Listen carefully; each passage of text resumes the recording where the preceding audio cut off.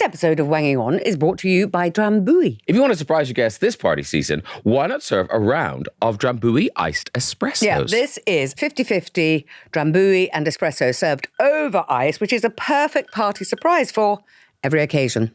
There you go. Drambuie iced espresso, the unexpected crowd pleaser. Please enjoy and share Drambuie responsibly. Visit drinkaware.co.uk for more information. On his bum, he was going to get a tattoo of Winnie the Pooh holding a balloon. We never saw each other again. No. Who doesn't like us? Who is it? You're on the cusp of fame, is that right? Yeah. I don't watch television, so I don't know who you are. Why do people feel the need to say that? Yeah, off. Right off.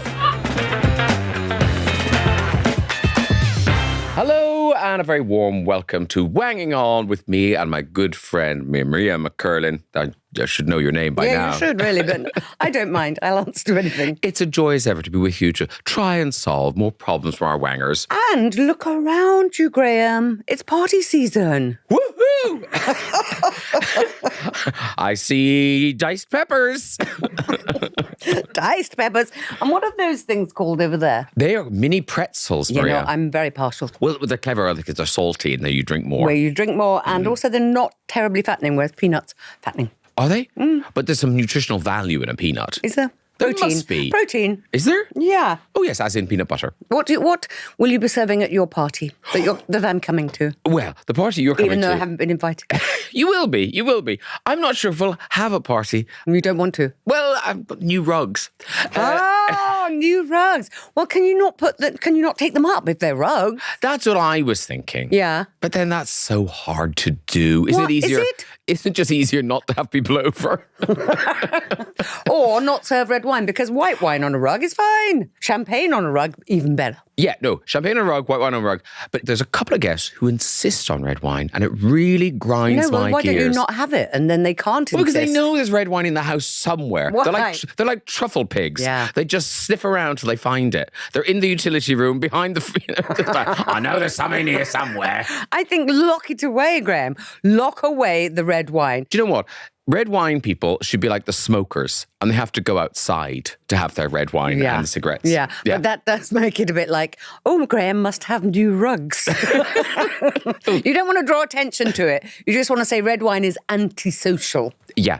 And also, I remember I did have a little spill of red wine once. Where? On somebody's new sofa. Ooh. I know. What colour was the sofa? Well, not red.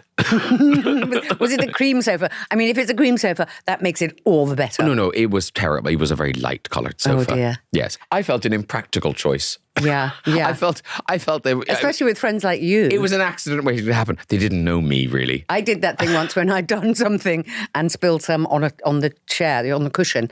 And I thought, nobody will ever know. And I turned the cushion over and there was another big splodge on the other side. So it had already been done. No, I must say, I am looking forward to party season. I like it. Because there is that weird thing where, you dread a party. Mm-hmm. You get invited and you're excited. You got to, oh, let's go. It'll be good.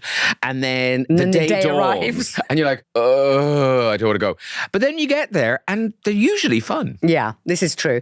But I do quite like to have an exit strategy. The Irish exit. Yeah, the Irish, the soft exit. Yes. I mean, they used to call it a French exit as well. French, Irish, I don't know, but a soft exit. So you don't actually say to the people, hello, I'm leaving, goodbye. It takes forever. It takes forever to do that. And also, if anybody else sees someone leaving, it means that they go, oh, is that the time maybe we should leave too? The spell has been broken. The spell has been broken because that's the power I feel I have. Yes. That I can make a party die just by leaving. Yeah. Once they notice you're not there, they're like, what? Why are we here? What's the point? What's the point? What's the point of life? The good times have left. Let's not do it. I like an Irish exit or a soft exit or a French exit. But you know what? Our sponsor, Drambuie, is known as the unexpected crowd pleaser. What sort of unexpected things will we see in your party? An unexpected crowd pleaser. I mean, I think often at parties, there are things that you don't think you'll enjoy. Such as? Certainly live music gives me the ick. Because you kind of think, oh, I can't talk while that's going on. Well, the tribute band to Robbie Williams is in. Yes. Whereas if it's a CD, you kind of think, I can chat on now.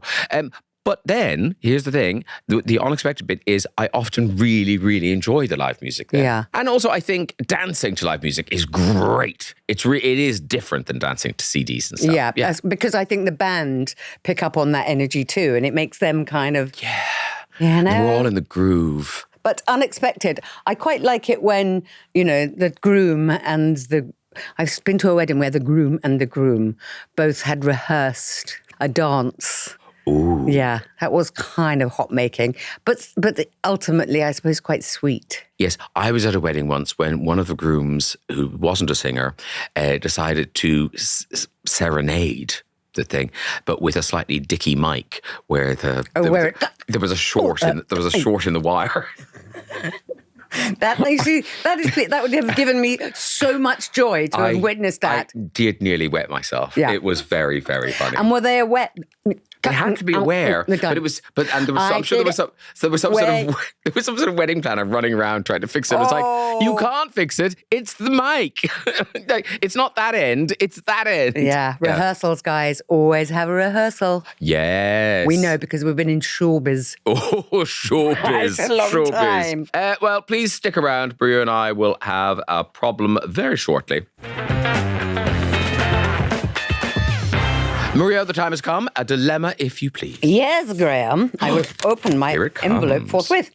Dear Graham and Maria, me and my BF went to our friend's party a few weeks ago with 2 other couples, and we all had a lovely time. Ooh. However, in amongst this big group chat, he expressed a desire to get a tattoo. He's never mentioned it before. He hasn't mentioned it since. And in fact, he didn't really say it to me that night. I was just in earshot. Neither of us have tattoos, and I can't bear them. I just think they're such a turn-off. We've been together for 18 months, and I assumed we were on the same page about this. I feel like I just need to ask you and the Wangers this question for my sanity. Am I allowed to ask my boyfriend not to get a tattoo? And that is from Jasmine. How long have you been with your boyfriend, 18 Jasmine? months. Oh, 18 months. She said that. And I said it out loud. Yeah. See how much I take notice of what I'm reading? Yeah. Letter, problem. Solve it. Goodbye, Graham. Okay, I think what you are allowed to ask your boyfriend is, are you getting a tattoo? Yeah. I think asking him not to get one is kind of controlling, and it's just that will make him, right, one. I'll show you. Yeah. And suddenly he'll have a full face tattoo. He'll have a spider web across And a teardrop. Oh, yes. I've killed people. I have a teardrop. Yeah, and peace around his neck. It's very good for the wattle that comes later in life. It really is. Anyway, I think you're allowed to say, do you want a tattoo? And then discuss, because, not all tattoos are created equal. When she says, oh, I hate tattoos, some tattoos you're allowed to absolutely hate. If you don't like a full sleeve and you don't want to kind of, a raven flying back to the Tower of London on his back. You've thought this through, haven't you? Well, you haven't seen me in some time shirtless. I'm looking forward to that. I remember once I was dating this guy. Well, it was one of those. It seemed really romantic, right? Because we'd met in a club or something, and then I can't remember. We got separated, whatever, and then you think no more about it. But then I remember I saw him on the tube once, and the doors were just closing, and he was in the carriage and I was on the thing. Off he went, and we recognized each other. And sliding doors moment. And this was before mobile phones or anything. So then we did meet again, and it felt like, the fates had brought us back together again, and it seemed meaningful. So we had a very kind of intense week, and it was really like that. So keen was I, on our first Friday together, I brought him to a party, right? And he revealed at the party that on the Monday, he was going to have a tattoo done, right? Yeah. And I'm thinking, well, that's odd he didn't mention, because we've been together all week. I thought that might have come up, that on Monday he's getting a tattoo done. And, and I thought, well, that's odd. And then somebody said, what are you having? Not your name. No. It was worse than that. On his bum, he was going to get a tattoo of Winnie the Pooh holding a balloon. We never saw each other again. No. That Is was the he end of dead it. now? Well, no, he's not. He's not. But here's the thing. My friend Darren then bumped into him. And asked to see it. No, years later. This was years later. Like literally about 10 years later. So the balloon is shriveled by now. Well, no. So Darren said, oh my God, I remember you from that party. Did you ever get that tattoo? And he went, oh. And he went, yeah, they started to do it, but it was so painful, I made them stop. So all he has on his bum is the outline of a balloon. It looks like he's got permanent ringworm. Is it a red balloon as well? I hope so. I really hope so. So, Jasmine, I'm really relating to your problem. Yeah. So I think that the key thing is, what is the tattoo and where is it? And also, I'm confused, Jasmine, because he hasn't said it to you. You overheard him. You might have just been trying to make conversation with someone who's got lots of tattoos. Tattoos. Go, oh, I'm interested in tattoos. Yeah. But he's not really. So I think, Jasmine, what about if she says to him, you're not going to get a tattoo, are you, darling? Because I'd have to dump you then. Yeah. No, but if you say that after a sexy time, when he's all in that kind of lovely glow, then he'll go, no, of course not. And then he will. Would you hate me if I did? Would he say that? Would you mind if I did? Yeah. But then she'll be in sexy glow time and she'll go, no, I don't mind. And then he'll get a tattoo. And I don't know why you've written to us. Look, the thing is, Jasmine, if he wants a tattoo, you cannot stop him, because it's totally about him. It's about his body and what he wants on it. You might have to see a bit of it, but not that much, presumably, unless it is, some weird tattoo, in which case it is a dumpable offence. Have you ever thought you might get a tattoo? I thought I'd get one when I was about 85. Well, I just think if you get one before that, the chances of getting bored of it are quite high. And there's nothing... And also your skin will go no further south, really, at 85, will it? Yes. I could do something lovely. Yeah. Like I could do a bit of... You could have a full shopping bag in your tummy area. Or sand where the tide's gone out. It's funny how people think, it's body art and some of it is so beautiful, but it's never really appealed. No, it's odd because you've tried most things. I'm really surprised you don't have a tattoo. Are you? Yeah. Because you seem like the sort of person who, when you were 21, would go, yeah, go on. I did that. Duncan Lee had a belly button tattoo. Oh, really? Yeah. A belly button tattoo? No, sorry. I did that. I had a belly button piercing. Oh, that makes more sense. Yeah. And then when I had to have my appendix out, it had to just ripped a hole. Oh, no. What, did they take your appendix out through your belly button piercing? Yeah. Where I had the piercing, they went in with some tweezers where the piercing was, but they ripped it all. And I keep thinking, so careless. Shall I get it put back? Yeah, Maria, get a belly button piercing again. Shall I? Go on, do. Hey, listen, I wonder what our wangers are going to make of this. What do they have to say? Kelly says, I can't stand tattoos. This is all in capitals. Wow. Very, very vehement about that. I know that every man, woman and their dog is wandering around these days with something scrawled across their arms, legs, faces and even fingers. But I just don't like them. All right, Kelly. So, I do understand your horror. And yes, you're absolutely allowed to state a preference, but you're not allowed to forbid it. If he does decide to go ahead, the question becomes whether that's a deal breaker for you. If it is, better to know now before he strolls home with a full back tattoo of a wolf howling at the moon or Wayne Rooney with his mum. Is Kelly old or newly is she a young conservative? Because I feel like tattoos, when we were kids, if you were to tattoo, you were a sailor or a former prisoner. That was the only people who had tattoos. Now, anyone can have a tattoo. They're very, people's attitudes are so different. Well, it's body art now, isn't it, really? It's a way of expression. Yeah. And it's also very addictive. David Beckham has said it's very addictive. Really? But then Mark pain. Wahlberg had to get them all taken off. And he makes his kids come with him for the laser thing. Yes. So they can see how painful and awful it is. People have said to me that actually taking them off is more painful than getting them put on. Yeah, so Jasmine, say that to your boyfriend. Think on, yeah. So Jay says, I think you can most definitely ask him not to get a tattoo and explain that you find it a turn-off. But at the end of the day, it is his body, and if he wants to go ahead, there is not much you can do about it. Personally, I don't like tattoos, but I really wouldn't let one tattoo ruin a relationship. I like that. Don't let one tattoo ruin the relationship. Yeah. I'll pop that on a tea towel. Kate says, you're either a tattoo person or you're not. And for me, they're a big no-no. If he'd had one done when you met, it would be different. But this definitely needs discussing. I would just ask him what he meant at the dinner party and then just say, you love his skin as it is. Oh, there's a bit of Silence of the Lambs going on there, isn't there? Don't. Hanging in your closet. Nicola says, I totally share your dislike of tattoos. We haven't got any people that are pro-tattoos here. Where are the young people? I don't know. Where are they? Where are our young listeners and viewers? Nicola says, I totally share your dislike of tattoos.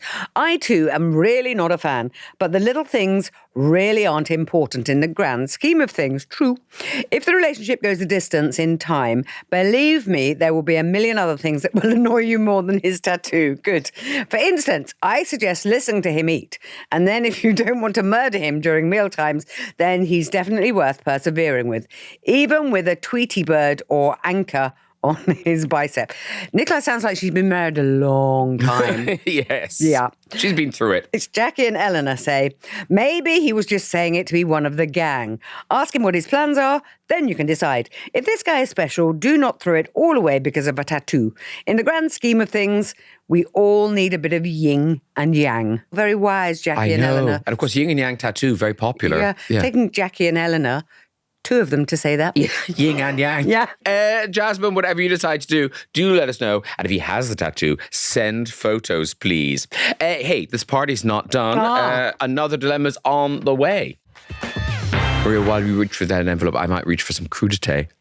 These carrots are calorie-free. I put it all out for you, Graham. I'm very upset that you haven't been eating it. I've been chopping most of the morning, as you can see. This carrot feels like it was chopped in about 1971.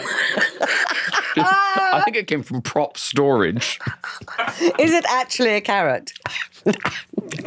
I believe it was. Would you like pepper instead? No. Anyway, dear Graham and Maria, you're not going to like this, but I don't like dogs, really. I'm not going to go on, am I? Ripping a letter up. No, keep going. Come on, we're open-minded. Yeah. Gail says, you're not going to like this, but I just don't like dogs. I'm allergic to them, but I can't explain to you just how much I detest them. They make me feel physically sick when I see one. But there is nothing worse than saying to a dog lover, I hate your dog, because it's like their baby. My partner and I have been invited for Christmas dinner at his family's, and they have 9 dogs. That's just stupid. The idea of someone cooking dinner... It's like she's manifested this. Yeah, really. The idea of someone cooking dinner, having 9 dogs around their feet and petting them as they are peeling the potatoes or making the stuffing fills me with dread. How can I get out of going and not upsetting the family? They're lovely people and I don't want my partner to miss out. I wouldn't mind just him going if it meant I didn't have to go. And that is from Gail. Well, Gail, you've got the perfect excuse because you've said I'm allergic. And presumably... Is she allergic? I feel like when she says, in Ireland we have the thing, I'm pure allergic. And it just means I don't like it. Oh, okay. Yes. So I think maybe she's not actually, because if you're actually allergic, you can't go to a house that has 9 dogs in it. So I think she just doesn't like dogs. I mean, presumably she's been to the house before. And I'm thinking that's why she knows they've got 9 dogs. But that is the perfect excuse to say I'm allergic. But then when people say that to me about my dog, I'm allergic to dogs, I say, well, this is hypoallergenic. And then they're really annoyed. And then they hate me. Yeah, the weird thing is, I think I find Gail's letter interesting because I totally get why you wouldn't like dogs. They slobber, they're a bit smelly. Well, 9 of them. I think one you can keep quickly. Their feet the paddy paws are on the ground and then they're on you. I mean, there's a lot about dogs to disgust you, and yet I adore them. Yeah. And so I totally get why Gail wouldn't like dogs. But I think because you have this kind of real antipathy to dogs, allergic or not, I think it's quite reasonable for your boyfriend to say to his parents, of course I'll love to come to Christmas, but Gail, you know what she's like about dogs, so she doesn't want to come. And then Gail, you know that all Christmas Day they'll talk about you, very unreasonable, I can't believe she doesn't like dogs, blah, blah, blah. And so long as you're all right with that, then that's fine. And then just, get on with your dog-free life. It must be hard not liking dogs. She's going to be a bit lonely on Christmas Day, though. She should get a dog. Oh, no, she doesn't like it. I mean, 9 dogs is, for somebody who doesn't like dogs, 1 you can kind of cope with. But they might also say, we know Gail doesn't like dogs and she's allergic to them, so we're decided to put them in the barn or in the West Wing or in the spare room. And those dogs are in there plotting. Yeah, yeah. And the minute they get out, They're like the hounds of the Baskervilles. They will find Gail. Yeah. Who doesn't like us? Who is it?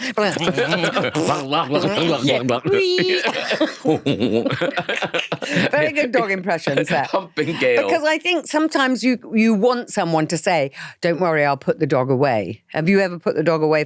You have actually put the dog away when guests are coming. Well, when we had Madge, who was vicious, Killer Madge. We would put her behind glass, and children would go and look at her snarling. I miss her. I know. And before anyone could, she never got a tooth in anybody. No, she didn't. She just liked to snarl at people. Yeah. She liked to kind of... she would have liked to bite them. She flexed her muscles quite a lot. So, yeah, this is difficult. But, you're going to be on your own for Christmas and you can say to them, it's unreasonable to expect you to put the dogs away for one day of the year, so I can't come. Isn't it weird that the son of this family has ended up with a woman who hates dogs? Because clearly he grew up almost like a puppy himself. I mean, you know, he walks on all fours. She went on to say that. The other reason doesn't like dogs. She has to put paper down. But isn't it odd that he grew up in this family where they clearly adore dogs, 9 of them, and he's ended up with this woman who hates dogs. And on Christmas Day, they'll say, you can't marry her. Yes. You can't marry her. Well, you would, because, I feel like that would have been a deal breaker early doors. Yeah. But no. But I think actually what the answer, Gail, to your dilemma is that you say, I can't expect you to put the dogs away, so I'm going to have to say no, but he'll come and I'll be alone. Yeah, and they can buy her a jumper knitted from dog's wool as a as a lovely Christmas gift. I think they should do a funny thing where they put lots of chocolate in poo bags and then give it to her as a Christmas present. She'll love that. No, that would be delightful. Gail's great sense of humor about it. Hey, Wanggang, have they got some advice for this? I'm sure they have. Donna says, if you're allergic or really uncomfortable around dogs, it's okay to skip the gathering. Be polite and honest. Frame it around your health rather than your dislike. Support your partner if they want to go and keep your explanation brief and firm. There's no need to over-explain. Loving Donna. And Donna's absolutely right because, there's no reason why your partner can't go there for Christmas because it's his family, his dogs, so he's delighted to go. And, you would prefer to be alone at home than with your partner and 9 dogs. Yeah. So, yeah. I think that's good. No need to over-explain. Jin from Johannesburg. I love Jin from Johannesburg. Adore you now. He says, who on earth is petting a dog while peeling potatoes and making stuffing? Despite what you may believe, people with dogs don't actually like consuming fur and slobber either. It feels like you may be overreacting here or that you just don't trust this family's hygiene in general. Does Jin know anyone with a dog? Because there's a lot of hair and slobber in our food. There is. And I don't think everybody, washes their hands after they pet their dog. No, who does that? No. Washes Diane hands. Says, really sorry about this, but it's their house, so their rules. This is your partner's family. Will you never visit them because of the dogs? This may be an issue for your partner. You need to discuss this with him. If you have no intention of ever going near your partner's family home because of the dogs, then perhaps you have the wrong partner. But it's tricky, isn't it? Because when you meet someone, in the beginning, it's just them. But if it is going to be a long-term relationship, it does kind of involve an extended family. And if some of that extended family has paws, like 9 of them. Yeah. Then 9 paws. No, 9 times 4. 4, yes. What's whatever that is. 36. Is it? So I think it could well be a deal breaker. Do you know what? Let's find out what Yvonne has to say. Yeah. Hi, Graham and Maria. I don't think anybody should be expected to go to dinner with 9 dogs. I don't even know why anyone would have 9 dogs unless it's a team of huskies that you need to bring a sled to get you to the shop that's miles away. 9 dogs? No. Bad enough having to put up with your family. Say no. Just say no. Wow. Do you think Gail is in fact dating Santa's son? Santa Junior, you mean? Yeah. I like Yvonne going, 9 dogs? No. That's funny. But if they are a team of huskies, then at least they'll live outside. Yeah. Yeah. But it will be quite chilly in the igloo. Gordon says, personally, I love dogs and always have done, but 9 dogs, that's verging on madness. Utter madness and filth and paw marks and the smell of damp, nasty fur. Nobody can be reasonably expected to put up with that chaos and bedlam and smell. So tell your partner politely but firmly that you're not going to be staying in that house. Fair enough. Yeah. Mind you, do you know what? As Gordon describes all that, I'm thinking, that sounds lovely. Oh, the smell. And the damp the fur. damp, the fur, the paw prints everywhere. It's gorgeous. Jana says, dogs aren't going anywhere. They are part of modern day life.